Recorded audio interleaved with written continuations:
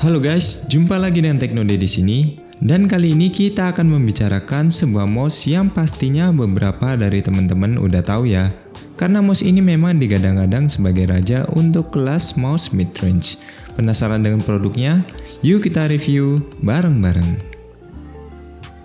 Jadi ini adalah mouse dari Fantech Helios 2 AK-XD3 V3 ya. Cuman kita panggil 2 Pro aja biar lebih simple. Mouse yang memang sudah keluar beberapa bulan yang lalu dan masih tetap menjadi primadona di era gempuran-gempuran merek lain. Kenapa bisa seperti itu? Mari kita unboxing terlebih dahulu. Jadi ini adalah boxnya ya.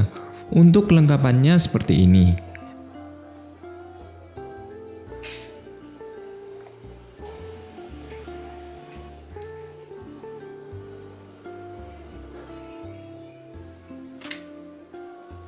Nah, yang membedakan dari seri Fantech biasa dan yang Pro, ada dua ya yang paling mencolok ya guys.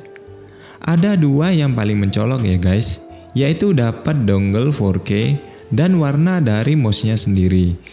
Jika pada seri biasa warnanya itu hitam dan putih polos tanpa aksen warna, sedangkan untuk yang versi Pro ini memiliki aksen warna kuning yang ikonik.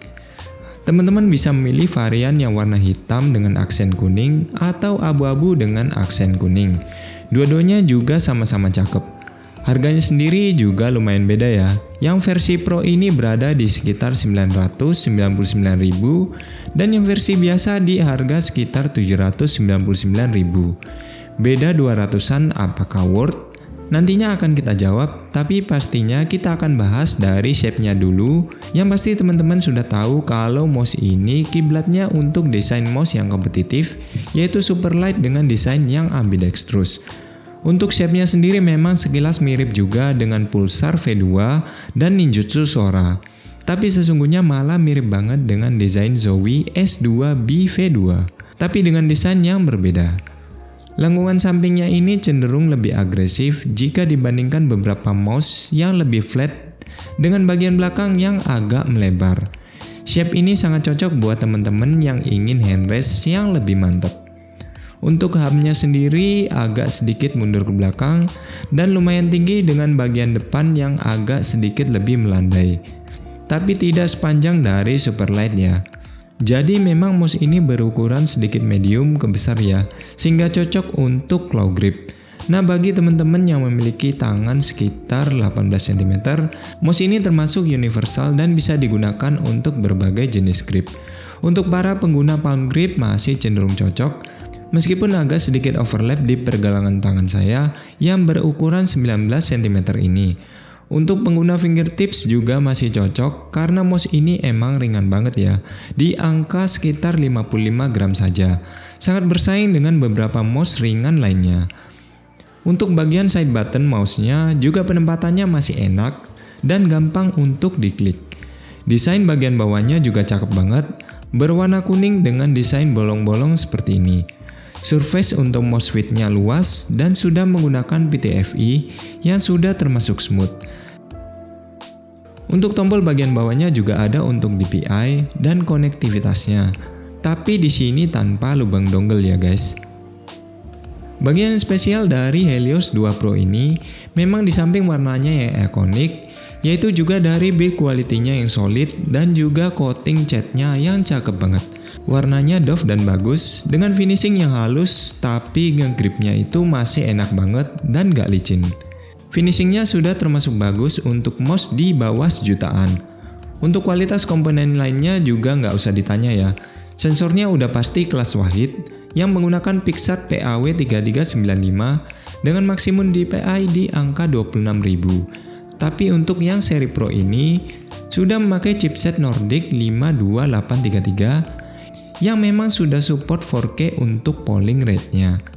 Untuk maksimal speednya di angka 650 IPS dengan akselerasi 50G.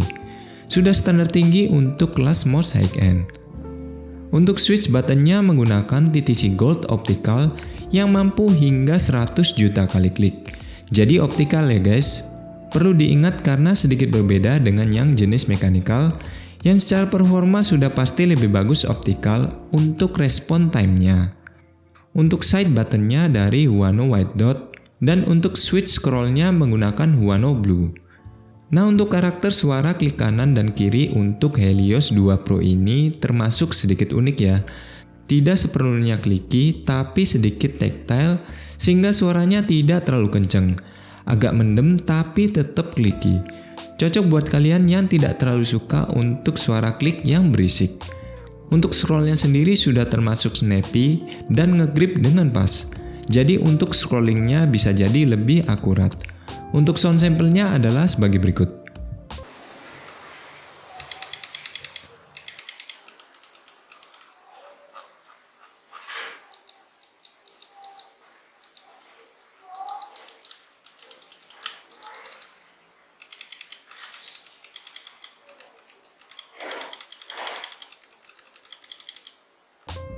Baterainya sendiri sayangnya cuman berada di angka 300 mAh yang ya itu masih dalam kategori yang kecil. Untuk konektivitas di sini sudah pasti komplit banget ya. Bisa wired 2,4 GHz hingga Bluetooth. Jadi mouse ini sangat fleksibel dalam penggunaannya. Pada wireless 2,4 GHz-nya di sini memang menjadi topik utamanya ya guys. Pertanyaannya pasti kembali lagi, emang seberapa worth nggak sih dari 4K itu? Nah, di sini kita tidak bicara tentang resolusi monitor ya guys. Tapi polling rate di sini memiliki arti dari respon time kursor yang ada pada monitor untuk berpindah. Istilahnya semakin tinggi hertznya, maka akan semakin smooth gerakannya. Imajinasinya seperti FPS yang menjadi lebih banyak, maka gambarnya akan menjadi lebih smooth. Nah, faktanya memang untuk monitor yang paling tinggi sendiri masih berada di angka sekitar 500-an Hz saja. Nah, apakah sebenarnya perbedaan kelas 200 Hz ke 500 Hz itu bisa kelihatan? Nah, secara data pasti terlihat ya, dan memang bisa dibuktikan dengan kamera slow motion. Tapi faktanya memang kita sendiri masih belum mampu membedakan gerakan yang terlalu cepat tersebut, apalagi dengan menggunakan mata biasa kita. Jadi saya rasa memang angka 4K ini masih teknologi yang belum perlu di zaman sekarang ini, tapi akan menjadi sebuah inovasi di masa yang akan datang. Jadi untuk sekedar polling rate di angka 1K masih aman-aman saja, seperti di Helios 2 yang biasanya. Untuk softwarenya sendiri sudah menggunakan bahasa Inggris dengan submenu yang gampang dimengerti, baik untuk mengatur DPI maupun polling rate-nya. Tanpa embel-embel pengaturan warna, soalnya mouse ini tanpa lampu RGB. Jadi bisa lebih awet untuk penggunaan baterainya. Nah, kesimpulannya apakah mouse ini worth untuk dibeli? Kita sudah sepakat ya, masih termasuk worth di tahun 2024 ini. Masih termasuk di puncak klasemen mouse gaming terbaik di bawah sejutaan, di tengah gempuran-gempuran mouse pendatang baru lainnya. Untuk yang versi Pro dan yang versi biasa sudah sama bagusnya, tinggal disesuaikan saja dengan keinginan. Tapi memang saya rasa untuk versi Pro-nya ini masih lebih worth dengan warnanya yang ikonik, coating yang lebih oke, dan polling rate yang lebih tinggi. Meskipun masih terlalu overkill di era sekarang ini. Jadi kalau kalian butuh yang biasa aja, versi non-Pro masih bagus kok. Oke guys, sekian dulu review hari ini. Saya ucapkan terima kasih sudah mau menonton sampai habis. Dan kita akan jumpa lagi pada episode berikutnya.